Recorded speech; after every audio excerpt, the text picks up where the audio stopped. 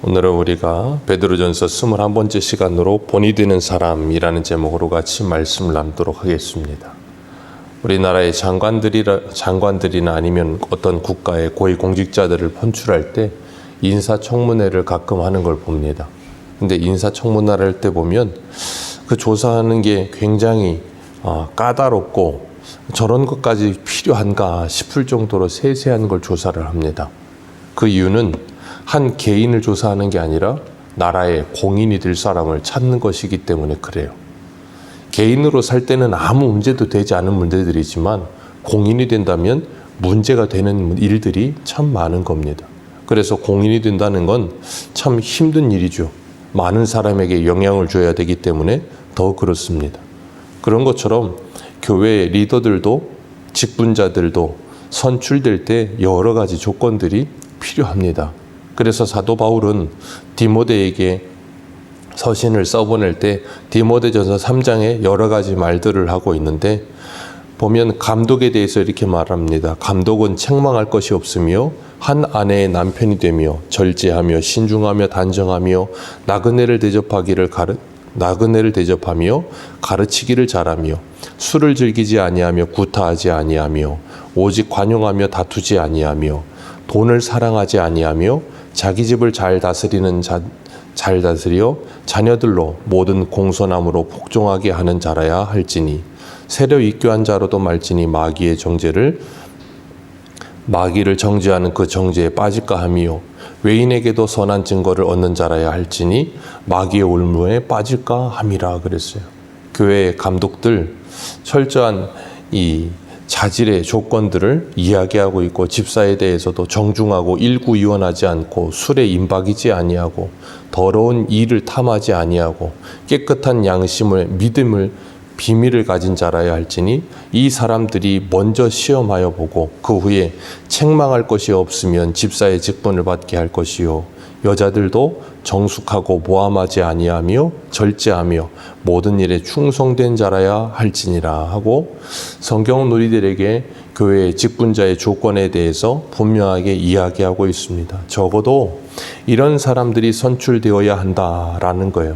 그 이유는 오늘 본문에서 이야기하는 것처럼 성도들의 본이 되기 위함이라는 겁니다. 교회의 직분자들은 교회의 공인입니다. 그래서 일반 성도들과 다른 위치에 있는 사람들이라는 거예요.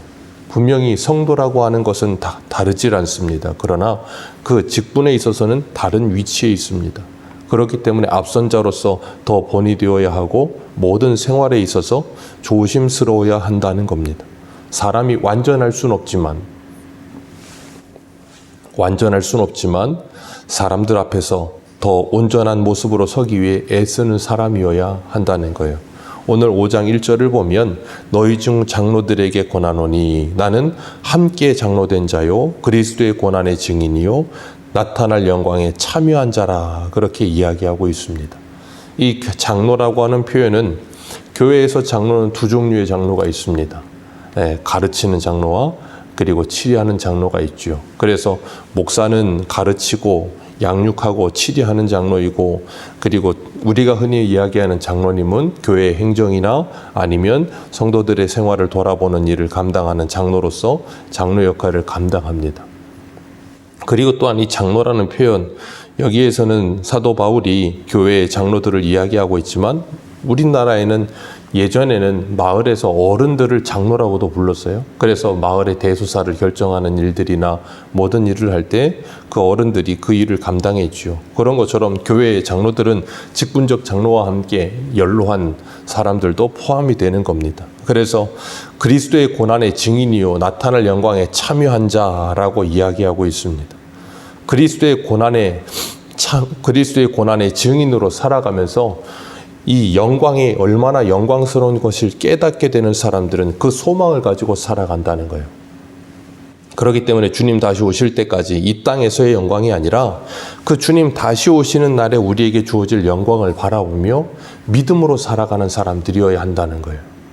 우리는 많은 경우 이 땅에서 신앙생활을 하면서 주님이 다시 오실 때 우리에게 주실 영광이 아니라 이 땅에서의 영광을 자꾸 바라보는 경우가 있어요. 그러다 보면 성도들이 쓰러지게 되고요. 그러다 보면 자꾸 직분자들이 타락하는 경우가 있습니다. 이유는 하나예요. 주님 다시 오실 때 우리에게 주실 영광이 아니라 이 땅에서의 영광을 자꾸 바라보는 거예요. 그러다 보니까 자신의 어떤 물질적인 어떤 이득이나 아니면 다른 사람들에게 명예로움이나 다른 사람들에게 인정받는 일들이나 그런 것에 관심을 두기 시작할 때 직분자들은 타락하게 되어 있습니다. 그렇기 때문에 우리가 잊지 말아야 될 것, 우리는 주님이 다시 오시는 그날에 우리에게 주어질 영광이 있다는 것에 대한 분명한 인식이 있어야 되는 거예요. 그리고 또 하나, 그리스도의 고난의 증인이라 그랬습니다.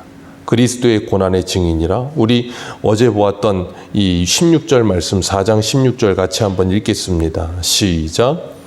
만일 그리스도인으로 고난을 받으면 부끄러워하지 말고 도리어 그 이름으로 하나님께 영광을 돌리라. 아멘. 그리스도로 인해 고난받는 걸 부끄러워하지 말고 13절에는 뭐라 그랬어요? 즐거워하고 기뻐하라. 그것이 우리에게 영광이다. 주님이 나타나실 때 그 영광스러움으로 우리에게 나타나시고 우리에게 그 영광을 주실 것이다. 그렇기 때문에 우리가 이 땅을 살아가면서 잊지 말아야 될 것, 그 고난의 증인으로 살아가는 것이 우리에게 영광 자체라는 것을 기억하라는 거예요. 그리고 2절에 보면 너희 중에 하나님의 양무리를 치되 억지로 하지 말고 그랬습니다. 하나님의 양무리를 치되 억지로 하지 말고 하나님의 뜻으로 자원하는 마음으로 하라 그랬어요. 여기서 중요한 단어가 있어요. 양무리인데 누구의 양무리라고 분명히 밝히고 있습니까? 하나님의 양무리라고 분명히 밝히고 있어요. 그렇기 때문에 잊지 말아야 될 것, 사역자들은 그리고 교회의 리더들은 양무리를 하나님의 양무리인 줄 알아야지 자신의 양무리라고 착각하면 안 되는 거예요. 근데 많은 사람들이 이런 착각에 빠질 때가 있어요.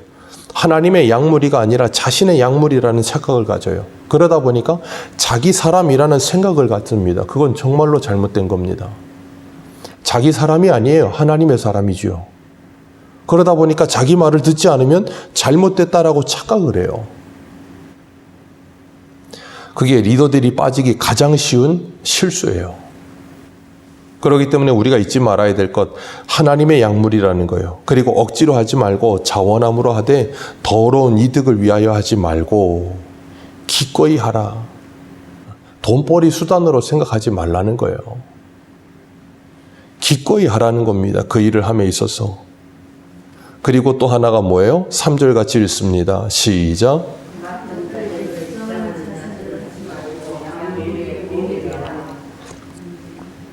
맡은 자들에게 주장하는 자세로 하지 말고 본이 되라. 맡은 자들에게 주장하는 자세를 갖는다는 게 뭐겠습니까? 고집 부리지 말라는 거예요.